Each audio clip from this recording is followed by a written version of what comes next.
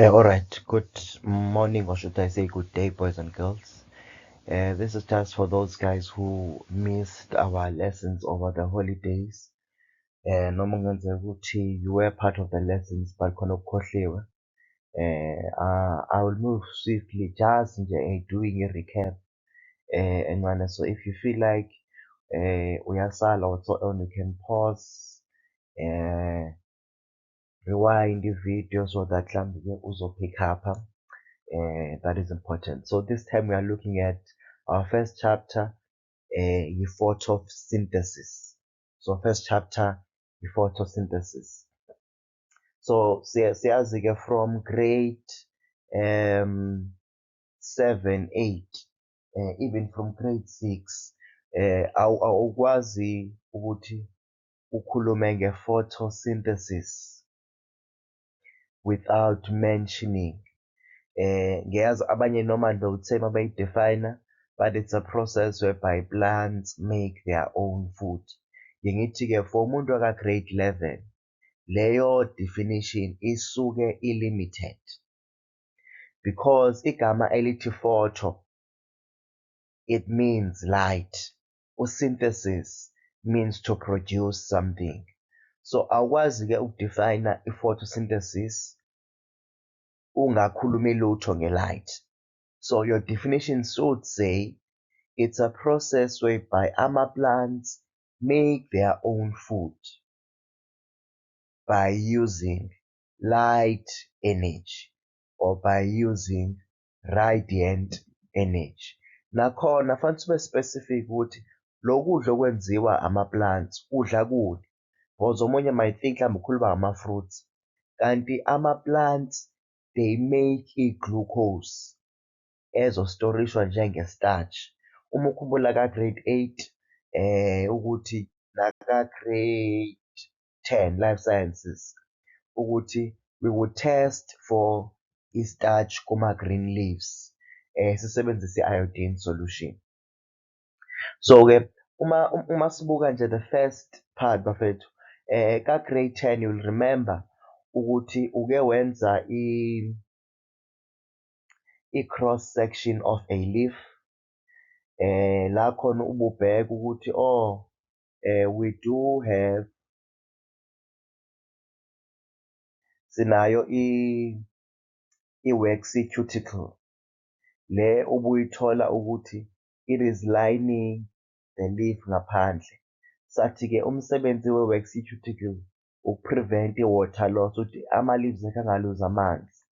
Sathi le cuticle le i-transparent okuchaza ukuthini uma sinelanga lishaya on the leaf phansi likwazi ukungena lizothinta lama-chloroplast ala. So-ke ukuba transparent kwe-cuticle it allows light to enter into the cell or to penetrate into the cell. Ka-grade 10 sakhuluma on ukuthi kune-opening at the base of the leaf esibiza ukuthi i-stomata. Siyavuleka sivaleke. I-carbon dioxide gas masithi ama-plants athatha i-carbon ingena la. Uma ekhipha oxygen iphuma la. Same with some water sometimes uma i-evaporate i-transpiration aphuma angena la.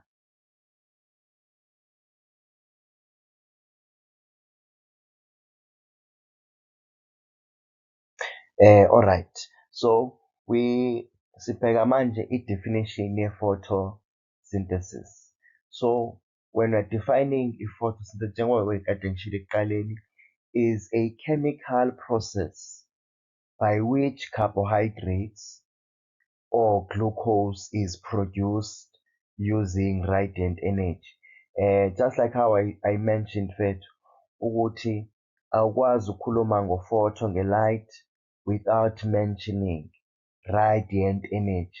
I-radiant energy, if you're writing notes, next to radiant energy, please in brackets ubhale energy from the sun.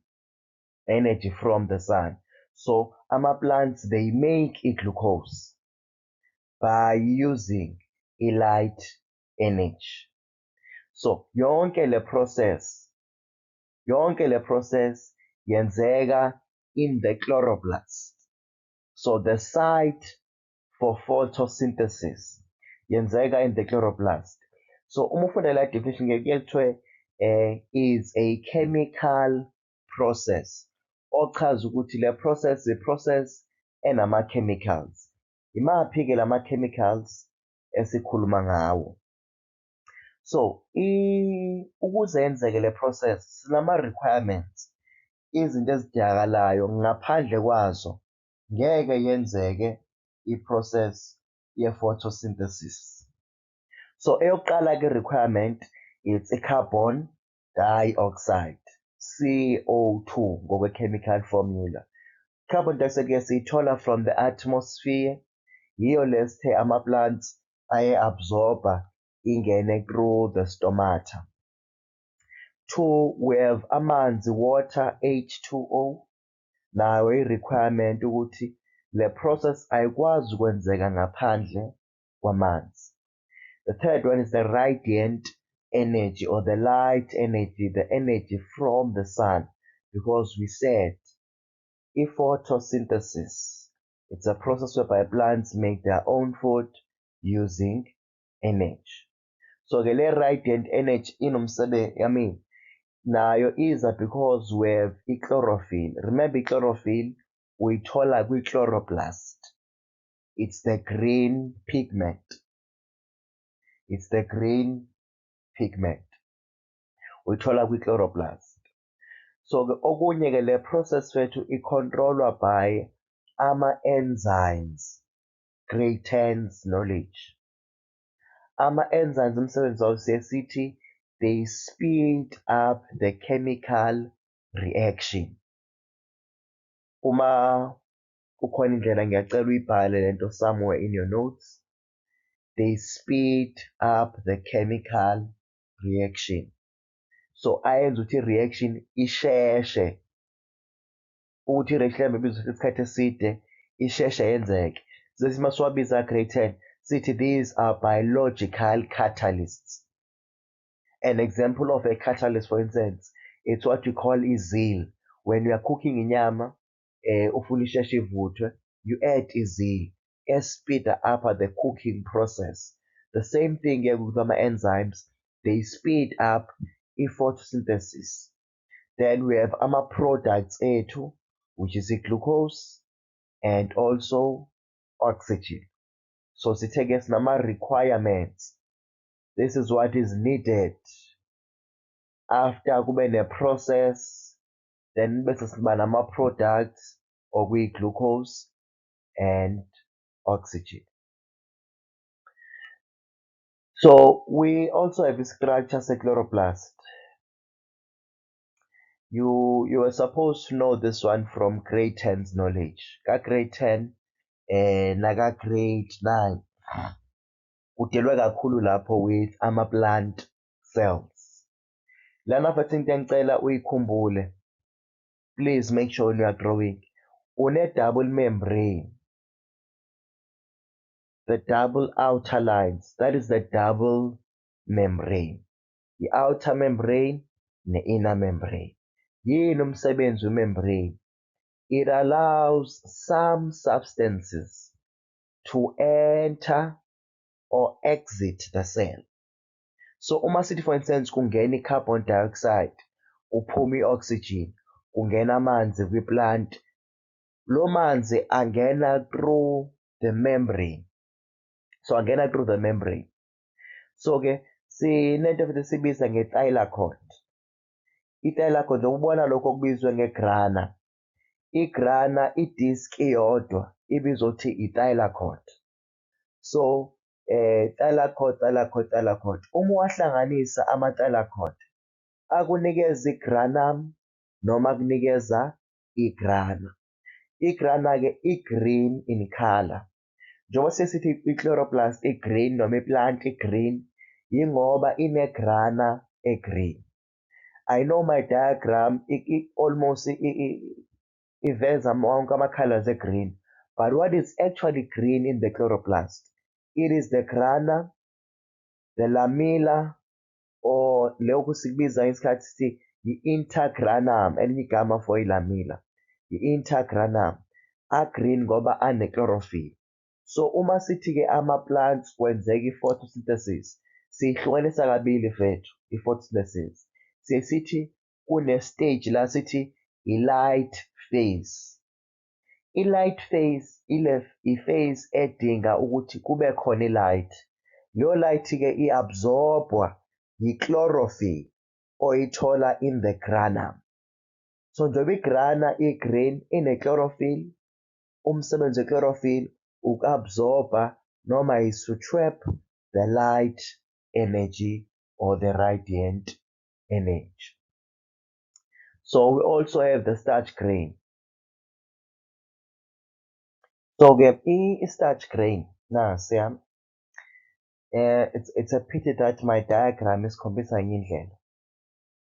But kwi-starch grain njengoba this process kwenziwa i-glucose by using i-radiant energy. Uma isiyenziwe leyo glucose, istorishwa noma it is being stored as starch in the starch grain or granule. So i-starch grain ke somsebenzi ukuthi kustorishwa i-glucose, but le glucose istorishwa as i-starch. We also have i-ribosome mfethu. I-ribosomes kwenziwa ama-proteins, kwenziwa ama-enzymes. Njengoba sithe i-process ye-photosynthesis icontrolwa ama-enzymes. Loma enzymes enziwa in the ribosome. So kuma-diagrams ke-exam kebe khona le confusion ukuthi umuntu angazi ukuthi yiphi okuyi-ribosome, yiphi okuyi-starch grain. I-starch grain will always be large than i-ribosome.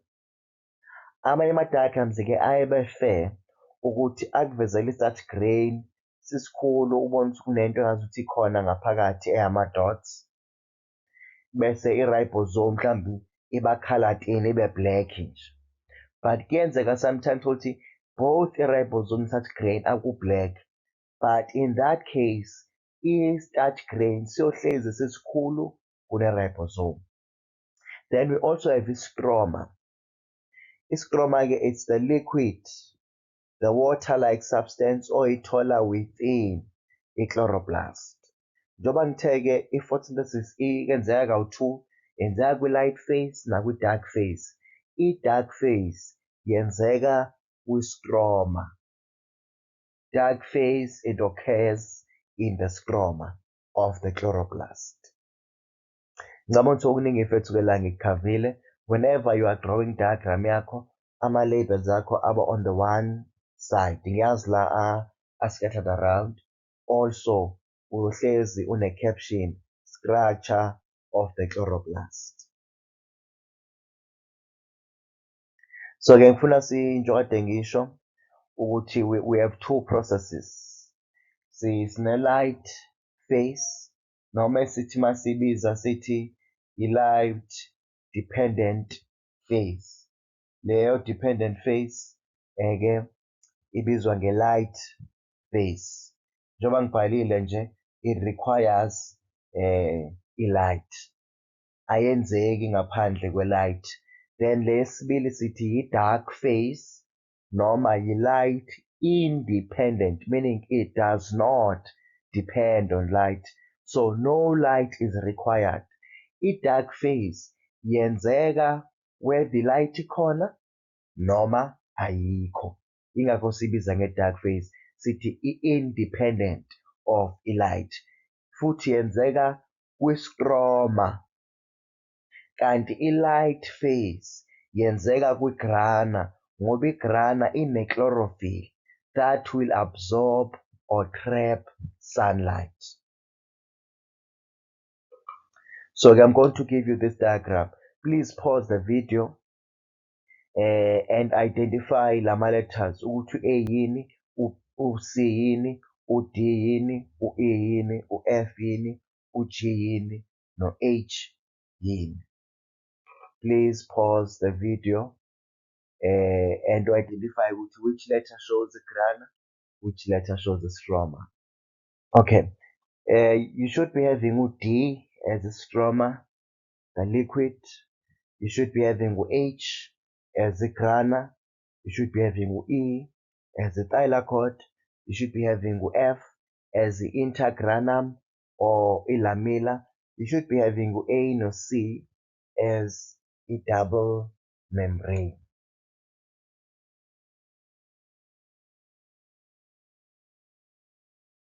Okay, now we are looking at i-light phase. Uthi kahle kahle kwenzakalani kwi-light phase?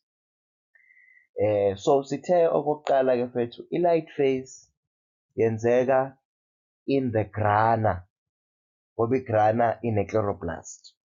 So i-chlorophyll le laphayana inomsebenzi. I-chlorophyll, it traps i-radiant energy noma it absorbs i-radiant energy from the sun.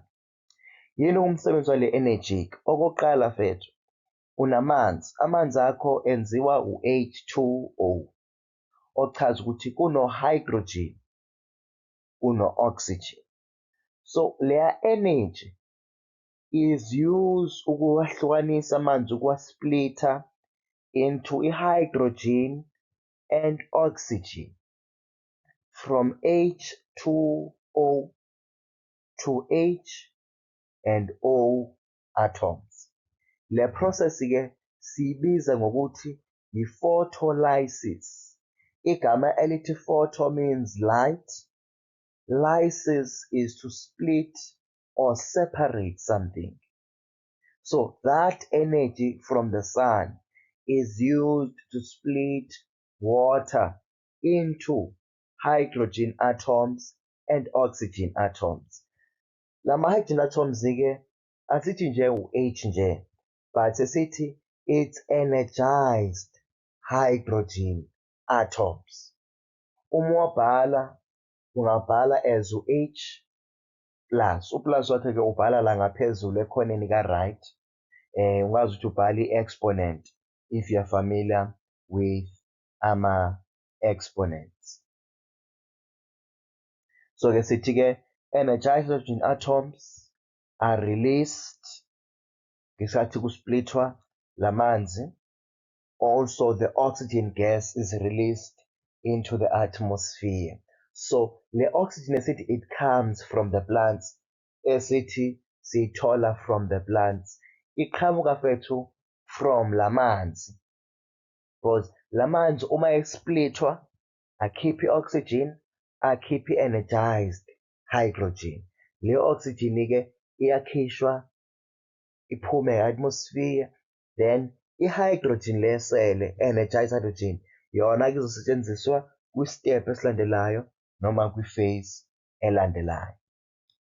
Okokugcina, le energy fethu kade isetshenziswa laphana, it has been used to produce i-ATP.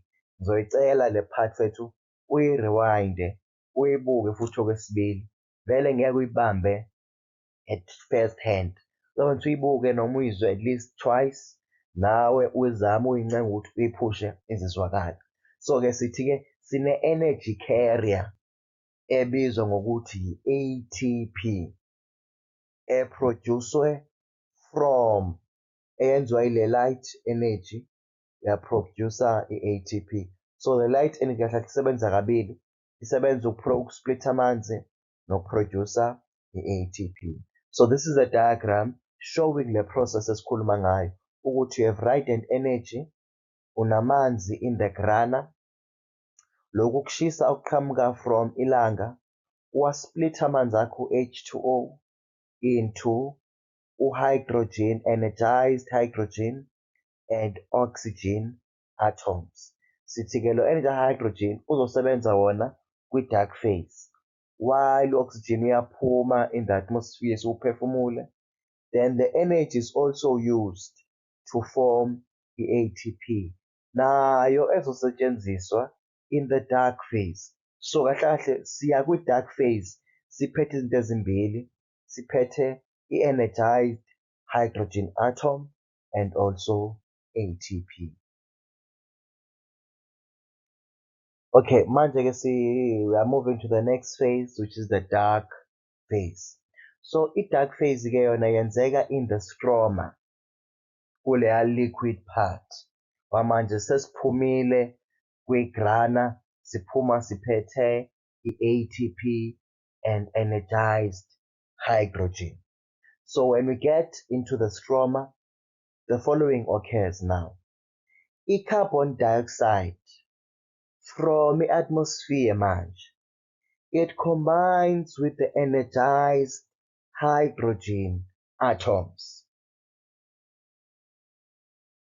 Singena the energized hydrogen atoms, our H plus, usuhlangana no CO2 i-carbon, ukwenza i-carbohydrate esibiza ukuthi i-glucose or i-starch. Sisebenzisa the energy esiyiproduce kwi-light phase esibiza ngokuthi i-ATP. So kahle kahle kwi-dark phase kwenziwa i-glucose. Le glucose yenziwa ngokuhlanganisa i-carbon dioxide and your energized hydrogen atom. Kusetshenziswa the energy ATP. Yonke lento yenzeka in the stroma. So kwi-light phase senze i-oxygen. Siyenza ngokuthi si-split amanzi into energized hydrogen atoms and oxygen. Sase senza ne-ATP. So there were two things esizenzile ama-products e-light phase. Kube i-ATP ne-energized hydrogen. But i-product ye-light phase iyodwa, i-dark phase iyodwa, it is i-glucose. Kanti ngale sima-products awu-2, ATP and energized hydrogen.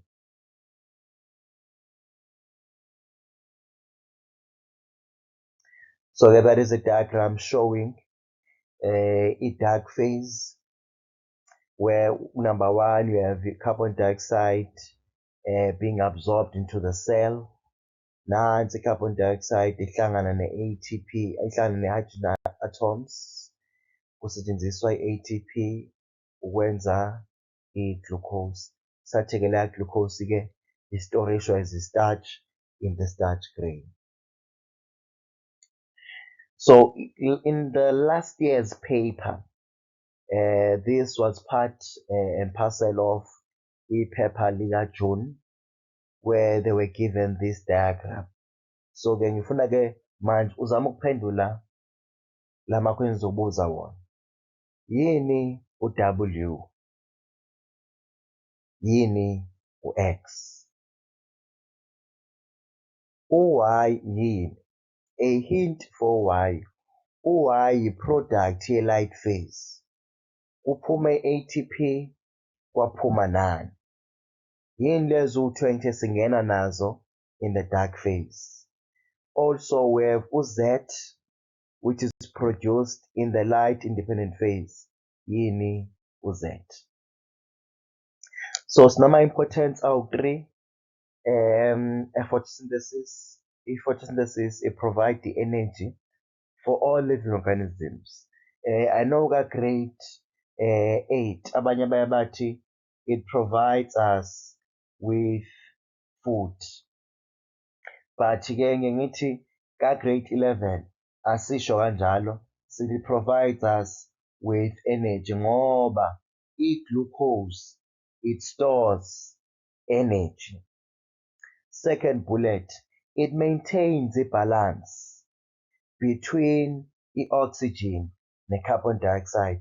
Uma iningi i-carbon dioxide in the atmosphere, i-plant, they absorb, they take in i-carbon dioxide and release i-oxygen.